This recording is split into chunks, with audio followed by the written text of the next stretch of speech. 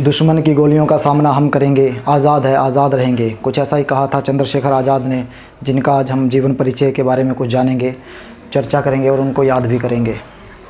चंद्रशेखर आज़ाद का जन्म 1906 में हुआ था, मध्य प्रदेश के एक छोटे से गांव में। उनके जो आसपास की जो जाति थी, जहां पर वो उनका बचपन बीता, परिवार कुछ ज़्यादा संपन्न नहीं था, तो भील आदिवासियों के बीच में ही उनका जो था वो बचपन बीता। तो उनमें तीर चलाना, उड़ते हुए पक्षियों को मारना, ये सारी चीज़ें जो वो उन जनजाति, जो भील जनजाति थी, उनके साथ, उनके बच्चों के साथ रह के वो बचपन में सीख चुके थे। तो उनका निशाना इतना अचूक बन गया था, जिसका आगे चल के पूरे देश में भी चर्चा होती है उनके निशाने के बारे में। घर में माताजी चाहते थे, वो पंडित थे, उनका जो पूरा नाम था चंद्रशेखर सीताराम तिवारी था। तो संस्कृत की पढ़ाई करे, ऐसे माताजी घर परिवार के लोग चाहते थे। तो जब थोड़े से बड़े हुए तो काशी में चले गए, काशी विद्यापीठ में उन्होंने एडमिशन लिया, संस्कृत की पढ़ाई वहाँ पर चली गई। 1919 में जब जलियांवाला बाग हत्याकांड हुआ था, तो उसके बाद पूरे देश के अंदर जो था वह असहयोग आंदोलन चला था गांधी जी के नेतृत्व में, कि पूरे देश के लोग इसमें इकट्ठे हुए थे और अंग्रेज़ों को भारत से निकालना चाहते थे। ऐसा आक्रोश उस समय पूरी जनता में था, भारत के लोगों में। तो गांधी जी के नेतृत्व में चला था। सभी जितने भी थे, स्कूल थे, कॉलेज थे, सभी छात्र, बड़े छोटे बड़े, सभी उसमें कूद पड़े थे। तो एक आंदोलन वो वहाँ भी पहुँचा जहाँ पर चंद्रशेखर आज़ाद पढ़ते थे। तो काशी विद्यापीठ में जब वो धरना दे रहे थे अपने और छात्रों के साथ, साथियों के साथ, तो उनको पकड़ लिया गया। जितने भी वो वहाँ पर प्रदर्शन कर रहे थे, उनको पकड़ के जेल ले जाया गया। तो जेल में सबको तो कठोर कारावास की सज़ा हुई, लेकिन चंद्रशेखर आज़ाद अभी 15-16 साल की उनकी आयु थी। तो बालक समझ कर उनको मजिस्ट्रेट के सामने पेश किया गया और कहा कि माफ़ी मांग लो और तुम्हें छोड़ दिया जाएगा। तो जब मजिस्ट्रेट के सामने उनको पेश किया गया, मजिस्ट्रेट ने उनका नाम पूछा कि तुम्हारा नाम क्या है, तो उन्होंने कहा आज़ाद। उन्होंने कहा तुम्हारे पिता का नाम क्या है, तो कहा स्वतंत्रता। ये 15-16 साल का आदमी बोल रहा था उसमें। तुम्हारे पिता का नाम क्या है, स्वतंत्रता। और तुम्हारा घर कहाँ है, बोले जेल खाना। तो उनको उसकी सज़ा नहीं मिली जो धरने में बैठे थे। मजिस्ट्रेट ने उनको, जो मजिस्ट्रेट को उन्होंने जवाब दिया, उनको उसकी सज़ा मिली 15 कोड़े मारने की। उसमें 32 के कोड़े होते थे, 15-16 साल के बच्चे को सज़ा मिली। जितना जैसे जैसे कोड़ा उनकी पीठ पर पड़ता जाता था, वो वंदे मातरम, भारत माता की जय का नारा ही लगाते जाते थे। जब 15 कोड़े मारे गए तो बेहोश भी हो गए थे। उसके बाद उन्होंने कसम खाई कि अंग्रेज़ों को तो बाहर से निकालना ही है, लेकिन कभी अंग्रेज़ों के हाथ में लगूंगा नहीं, जीते जी तो कभी नहीं लगूंगा। ऐसा उन्होंने मन में प्रण भी ले लिया। और क्या हुआ कि 1922 में असहयोग आंदोलन गांधी जी ने वापस ले लिया। जब वापस ले लिया, ऐसा लग रहा था कि हम बस जीत ही चुके थे, अब आज़ादी मिलने ही वाली थी, अंग्रेज़ अब जाने ही वाले थे। जो सारा देश पूरा इकट्ठा हो गया था। लेकिन जब लास्ट मोमेंट आई तो गांधी जी ने वो आंदोलन ही वापस ले लिया, जिससे काफ़ी तरह जो क्रांतिकारी थे उनको गुस्सा आया कि इतने आंदोलन किए, इतने लोगों को जेल हुई, कितनों को फांसी हुई, और अब वापस लास्ट मोमेंट में आंदोलन वापस लेने की क्या ज़रूरत थी। तो जिससे उनका काफ़ी टकराव हो गया और 2 दल बन गए। कोई गर्म दल में आ गया, कोई चंद्रशेखर आज़ाद अपनी पार्टी में आ गए, उन्होंने पढ़ाई वगैरह छोड़ दी। उसके बाद वो राम प्रसाद बिस्मिल के साथ मिलके उन्होंने हिंदुस्तान सोशलिस्ट रिपब्लिक पार्टी बनाई, जिनका काम था हथियार इकट्ठा करना, नौजवानों को इकट्ठा करना, हथियार बनाना, बम बनाना, ये सारा काम करना, और अंग्रेज़ों के विरुद्ध एक सशस्त्र आर्मी का, मतलब जो शस्त्र विद्रोह होता है, उसको स्टार्ट करना, उसको आरंभ कर दिया। लेकिन उसके लिए धन की आवश्यकता थी। तो सभी ने निर्णय किया कि धन कहाँ से आएगा। तो कहा कि जो अंग्रेजी खजाना है उसको लूटेंगे। तो जो काकोरी कांड हुआ 1925 में, वो उन्होंने तय किया कि ऐसे ट्रेन में हमारा खजाना जाता है, अपने देश का है, अपने देश का खजाना लूटने में क्या दिक्कत है, वैसे तो जाना अंग्रेज़ों के पास ही है। तो उन्होंने ऐसी योजना बनाई और काकोरी कांड, जो हम इतिहास में जानते हैं, उसको लूट लिया। चलती हुई ट्रेन को रोका तो लूट लिया। तो सभी जो हिंदुस्तान रिपब्लिक एसोसिएशन के जितने मेंबर थे, सबको लगभग पकड़ा गया। कईयों को उम्र कैद हुई, कईयों को काला पानी भेज दिया गया। 4 लोगों को उसमें फांसी हुई, अशफाकुल्ला खान, राम प्रसाद बिस्मिल और रोशन सिंह, ऐसे 4 लोगों को उनमें फांसी की सज़ा सुनाई गई। चंद्रशेखर आज़ाद का नाम भी था, लेकिन वो बच निकले थे। तो अंग्रेज़ तो उनको पूरे उसमें ढूंढना चाहते थे, पूरे देश में जगह जगह उनके पोस्टर लगा देते थे, इनाम की घोषणा करते कि जो चंद्रशेखर आज़ाद का पता देगा, जिंदा या मुर्दा, उसको इनाम दिया जाएगा। ऐसा करके पूरे उसमें थे, लेकिन वो पकड़े नहीं गए। वो भेष बदल कर, ऐसा नहीं कि अंग्रेज़ों से दूर छिप के रहते थे, अंग्रेज़ों के सामने ही रहते थे, अपना नाम बदल के रहते थे, वेश बदल के थे, कहीं झांसी रहते थे, कानपुर रहते थे, ऐसी कई जगह पर अपने संगठन का काम वो करते रहते थे। लेकिन जब उनके जो मित्र थे उनको फांसियाँ वगैरह हुई, 50-60 लोगों को उनको पकड़ लिया गया था जो हिंदुस्तान सोशलिस्ट रिपब्लिक पार्टी के थे। सोशलिस्ट तो बाद में बनी, वो हिंदुस्तान रिपब्लिक एसोसिएशन जो उन्होंने बनाई थी। तो चंद्रशेखर आज़ाद को बहुत गहरा आघात लगा। उन्होंने कहा कि अब इसको ठीक करना पड़ेगा, दोबारा से अपना संगठन नया तैयार करना पड़ेगा। तो उस समय 5-6 साल तो वो अज्ञातवास में रहे, अंग्रेज़ों को ढूंढ नहीं पाए। उसके बाद पूरे देश के लोगों को जोड़ के, जैसे पंजाब में नौजवान सभा थी, कानपुर में थी, बंगाल में आंदोलन चल रहे थे, सारे क्रांतिकारियों को इकट्ठा करके यहीं दिल्ली के अंदर फिरोज कोटला के खंडरों में एक मीटिंग हुई। जितने भी युवा क्रांतिकारी थे जिनका एक ही दल था, तो ऐसी मीटिंग हुई और उसमें हिंदुस्तान सोशलिस्ट रिपब्लिक एसोसिएशन का गठन किया गया।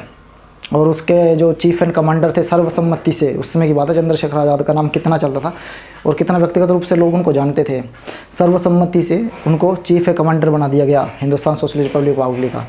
और उन्होंने अपना काम स्टार्ट कर दिया, बम बनाने की फैक्ट्रियाँ स्टार्ट कर दी, बंदूकें बनाना, ये सारा काम उन्होंने कर दिया। उसके बाद भगत सिंह ने असेंबली में बम फोड़ दिया, बटुकर उन्हीं की योजना से जो भी हुआ वो बम फोड़ा। वो जो बम असेंबली में भगत सिंह ने फोड़ा था वो भी चंद्रशेखर आज़ाद की बम फैक्ट्री में ही बना था, लो इंटेंसिटी का बम फोड़ा गया था। उसके बाद साइमन कमीशन भारत आया था। इनकी गतिविधियाँ चलती रही। अंग्रेज़ों को एक दिन भी इन्होंने आराम से सोने नहीं दिया। तो जब 1928 में साइमन कमीशन भारत आया, लाला लाजपत राय के ऊपर लाठियाँ चलाई गई, तो उन्होंने बोला कि अब इसकी हत्या का बदला तो लेना पड़ेगा अंग्रेज़ों से। तो उन्होंने सैंडर्स को मार दिया। सैंडर्स को मारने की ऐसी योजना बनाई, तो सैंडर्स हत्याकांड हो गया। फिर से वो पकड़े गए, भगत सिंह, बटुकेश्वर दत्त वगैरह पकड़े गए। नहीं, उसमें तो वो भाग निकले थे। और चंद्रशेखर आज़ाद, राजगुरु, सुखदेव, भगत सिंह वगैरह ने सैंडर्स को मार के वहाँ से भाग निकले। फिर भगत सिंह ने असेंबली में बम फोड़ दिए, तो उन्होंने अपनी गिरफ्तारी दी। फिर ज़्यादातर लोगों की गिरफ्तारियाँ हो गई, उनका संगठन फिर बिखर गया। फिर चंद्रशेखर आज़ाद को पुलिस ढूंढने लगी, लेकिन फिर वो अज्ञातवास में चले गए, अलग अलग जगह रहे भिन्न भिन्न नामों से, और अपने अलग अलग ठिकाने वो बनाते गए। जहाँ जहाँ पर वो रहे वहाँ पर क्रांतिकारी गतिविधियों को निरंतर वो सुचारू रूप से चलाते रहे। लेकिन भगत सिंह की जब तय हो गया सरकार ने कि भगत सिंह को, सुखदेव, राजगुरु को फांसी देनी थी, तो चंद्रशेखर आज़ाद ने पूरी कोशिश की। एक ही वो ऐसे व्यक्ति थे जो भगत सिंह की आज़ादी को, उनकी फांसी को रुकवाना चाहते थे। तो उन्होंने क्या किया, एक बम बनाया और ऐसी योजना बनाई कि जेल की दीवार को तोड़ के, बम फोड़ के भगत सिंह को हम वहाँ से छुड़ा लेंगे। तो उसमें उनके भगवती चरण बोरा थे उनके साथ। तो जब उन्होंने बम फेंका तो बम फटा ही नहीं। जब भगवती चरण बोरा वहाँ गए तो तब बम फट गया और उसमें वो शहीद हो गए। तो उनको गहरा आघात लगा, अपने जब मित्र उन्होंने खोया। और भगत सिंह को आज़ाद करवाने की जो कोशिश थी वो भी लगभग नाकाम ही निकली, उसमें वो सफल नहीं हो पाए। उनको भी पकड़ने का पूरी योजना अंग्रेज़ सरकार कर रही थी। तभी उन्होंने क्या किया, गणेश शंकर विद्यार्थी से कानपुर में मिले और उन्होंने उनको बताया कि आप नेहरू की मदद लो। उससे पहले उन्होंने जो दुर्गा भाभी थी उनको भी गांधी जी के पास भेजा था भगत सिंह की फांसी को रुकवाने, अगर रुकवा नहीं सकते तो कम से कम उम्र कैद में उनको बदल दे। और उस समय गणेश शंकर विद्यार्थी ने कहा कि आप रूस चले जाओ, अपने देश को छोड़ दो, नहीं तो आप भी पकड़े जाएंगे। और उस समय उनका पत्राचार स्टालिन से हो रहा था, जो रूस के क्रांतिकारी थे। और रूस के क्रांतिकारी स्टालिन ने कहा था कि आप अपने क्रांतिकारियों को लेके जैसा भी हो आप रूस आ जाओ, हम आपकी पूरी मदद करेंगे, जैसा भी होगा हम आपके आगे मदद करेंगे। तो गणेश शंकर विद्यार्थी करने पर वो नेहरू जी के पास गए। हालांकि वो चाहते तो बिल्कुल मन से नहीं थे, क्योंकि उनके ऊपर विरोधाभास था उनका, वो गर्म दल के थे, वो नरम दल के थे। तो वहाँ गए, आनंद भवन इलाहाबाद में है, वहाँ पर गए, उनकी हुई। तो उनको रूस जाने के लिए 1200 रुपये की भी चाहिए थे। तो उन्होंने नेहरू से बात की कि उनके, नेहरू के और इरविन के अच्छे संबंध थे। तो उन्होंने जब बोला कि आप भगत सिंह की फांसी के बजाय उम्र कैद में, इरविन को बोल के उम्र कैद में बदल दो। एक तो इस विषय पर बात हुई। दूसरी बात हुई कि हमें 1200 रुपये चाहिए, हमने रूस जाना, स्टालिन ने आश्वासन दिया है कि हमारी पूरी मदद करेंगे। ऐसे 2 विश्व थे। लेकिन कुछ उस समय के जो लेखक थे जिन्होंने किताबें, जिनकी किताबों पर बैन भी लग गया, उन्होंने कहा था कि कुछ लेखकों ने तो ऐसा भी कहा था कि वो चंद्रशेखर आज़ाद और नेहरू की अच्छी खासी बहस भी हो गई थी उस दौरान। लेकिन नेहरू ने आश्वासन दिया कि आप ऐसा करो, अल्फ्रेड पार्क में रुको, मैं वहाँ पर पैसे भिजवाता हूँ, ऐसे कुछ व्यवस्था की थी। उसके बाद अल्फ्रेड पार्क चले गए। अल्फ्रेड पार्क में उनको किसी ने सूचना दी, उनको घेर लिया गया, और उनको जो घेरने वाले थे, जो अंग्रेज़ों का एक दल आया था, 80 लोगों का दल था, जिसका नेतृत्व जो अंग्रेज़ कर रहा था उसका नाम था sir not Babar. Sir not Babar वही था जो उन्होंने पहले ही अपनी लोगों को बता दिया था कि इनका निशाना बहुत सही है, क्योंकि उन्होंने उनको गोली चलाते हुए देखा था। गोली चलाते हुए कहाँ देखा था? जब सैंडर्स को मारा था तो भगत सिंह और राजगुरु ने जब इशारा किया था और राजगुरु भगत सिंह ने जब गोलियां चलाई थी, तो जब भगत सिंह और राजगुरु भाग रहे थे तो ये डीएवी कॉलेज की दीवार पर ऊपर थे, सारी चीज़ें देख रहे थे कि कोई अगर दिक्कत आएगी तो बाद में चंद्रशेखर आज़ाद आएंगे। तो एक अपना ही हिंदू सिपाही, शायद चरण दास नाम था उसका, वो भगत सिंह को पकड़ रहा था, तो पकड़ने ही वाला था, तो कम से कम 100 मीटर की दूरी, 80 या 50-100 मीटर की दूरी से 50-60 मीटर की दूरी होगी, तो वहाँ दीवार पर वो थे, देख रहे थे सारा। तो उन्होंने पहली गोली यहाँ कंधे पे मारी थी, एकदम सटीक निशाना, और उनको इशारा किया था कि तुम वापस चले जाओ, लेकिन उन्हें माना, फिर भी मारा, तो दूसरी गोली उनको पेट पे मारी थी चंद्रशेखर। ये सारी चीज़ें सर नॉट बाबर देख रहा था, इसलिए तो डर रहे थे। कम से कम 45 मिनट 1 घंटे की 80 लोगों को जब एक आदमी ने 80 लोगों को जब एक आदमी को जब 80 लोगों ने घेर लिया, तो वो इतने डरे हुए थे कि एकदम अंग्रेज उसके सामने कोई जान, एक दूसरे के पीछे पीछे ही छिप रहे थे, और सर नॉट बाबर तो ज़्यादा ही छिप रहा था। तो लेकिन उन्होंने बताया कि मैंने इसको गोली चलाते हुए देख लिया, इसलिए जब तक इसकी गोलियां खत्म होता आगे नहीं जा। लेकिन उनके पास जो इतनी गोलियां थी, उन्होंने 2-4 अंग्रेज़ों को भी मार दिया वहाँ पे, और जब अंतिम गोली थी वो अपनी जेब में डाल के उन्होंने प्रतिज्ञा ली थी, जख्मी भी हो गए थे, कि जब तक मैं ज़िंदा रहूँगा अपने जीते जी अंग्रेज़ों के हाथ नहीं आऊँगा। तो खुद को भी गोली मार ली। उनकी जो मौत की जो फाइल है वो अभी भी लखनऊ में है, लेकिन उसको सार्वजनिक नहीं करती है अपनी सरकार।